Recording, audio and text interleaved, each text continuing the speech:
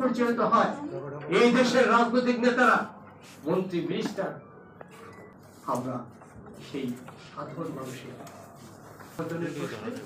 জাতীয় কবিতা পরিষদ লড়াই সংগ্রাম, জনতার, জনগণের রাজনৈতিক, অর্থনৈতিক, সাংস্কৃতিক মুক্তির প্রশ্নে এদেশের জনতার সঙ্গে এদেশের রাজনৈতিক দলের পাশে জাতীয় কবিতা পরিষদের কবিরা, এদেশের প্রগতিশীল কবিরা কাঁধে কাঁধ মিলিয়ে যে কোনো লড়াই সংগ্রামে থাকবে।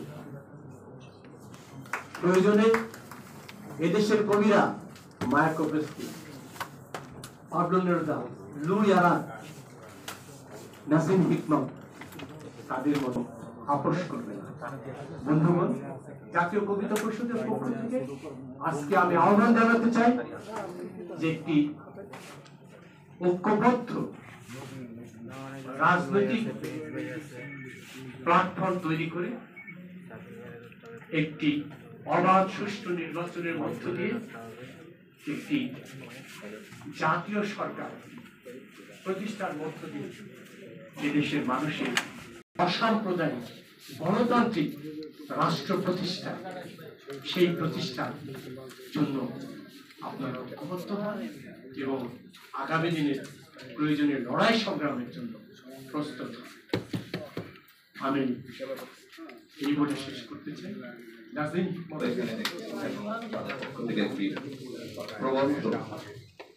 উপস্থাপন করা হয়েছে।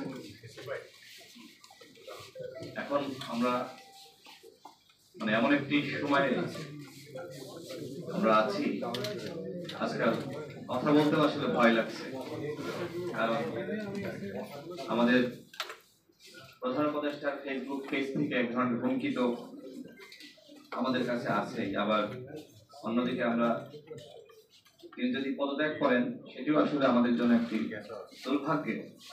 নানান ধরনের ভয় নিয়ে এখন কথা বলা লাগছে, কারণ যদি অন্তর্বর্তীকালীন সরকারের প্রধান পদত্যাগ করেন সেটি আরেকটি সংকটের জন্ম দেবে।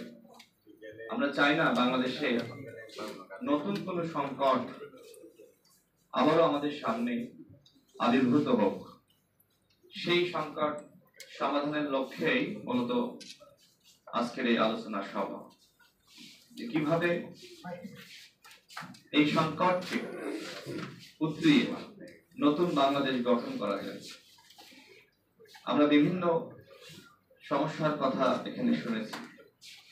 আওয়ামী লীগের আমলেও সমস্যা ছিল, এখনো সমস্যা আছে, ভবিষ্যতে সমস্যা থাকবে। আমরা এখানে যারা আছি সবাই আন্দোলন সংগ্রাম করেছি, আন্দোলন সংগ্রামে আমাদের সবার ত্যাগ আছে, রাজপথে আমরা ভূমিকা রেখেছি এবং এখনো পর্যন্ত আমাদের আন্দোলন সংগ্রাম করতে হয়েছে। যাই হোক, এখানে অনেক গুরুত্বপূর্ণ অতিথি আছেন, খুব বেশি কথা বলবো না, অল্প সময়ের মধ্যে শেষ করবো। আমরা এই মুহূর্তে আসলে কি চাই? আমরা রাজনৈতিক দলগুলো গণহত্যার বিচারের রোডম্যাপ চাই। 2000 মানুষ শহীদ হয়েছে, প্রায় 30,000 আহত যোদ্ধা। এর মধ্যে গত পরশুদিন দেখলাম সুচিকিৎসা না পেয়ে 4 জন বিষ পান করেছে।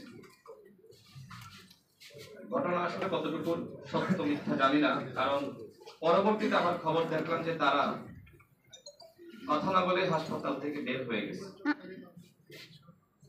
অর্থাৎ বিভিন্ন জায়গায় ইমোশনাল ব্ল্যাকমেল করা হচ্ছে। আমি যতটুকু জানি, দেখেন, চিকিৎসা পাওয়ার পরেও একটি গ্রুপকে, একটি সিন্ডিকেটকে হাসপাতালে রেখে দেওয়া হয়েছে। তাদের উদ্দেশ্য যখন নির্বাচনের প্রশ্ন আসবে তখন তারা বলবে, আমরা এখনো পর্যন্ত হাসপাতালের বিছানায় কাতরাচ্ছি, আর তোমরা রাজনৈতিক নেতৃত্ব, তোমরা নির্বাচন নিয়ে এই ধরনের প্রহসন শুরু করেছো। একটি ভিডিও নিশ্চয়ই আপনারা দেখেছেন যে বিএনপির নেতা রুহুল কবির রিজভী সাহেব হাসপাতালে গিয়েছেন, তার সাথে কি ধরনের আচরণ করা হয়েছে। আমার কাছে এই কারণেই মনে হচ্ছে যে এটি আসলে পরিকল্পিত কিনা সেটি খতিয়ে দেখা দরকার। যেখানে সরকারকে প্রশ্ন করার কথা, স্বাস্থ্য উপদেষ্টাকে প্রশ্ন করার কথা, সেখানে সেই প্রশ্ন করা হচ্ছে জনাব রুহুল কবির রিজভীকে। অর্থাৎ এই ধরনের আর্টিফিশিয়াল অনেক কিছু হয়তো আমাদের সামনে দেখা লাগবে। প্রধান উপদেষ্টার পদত্যাগ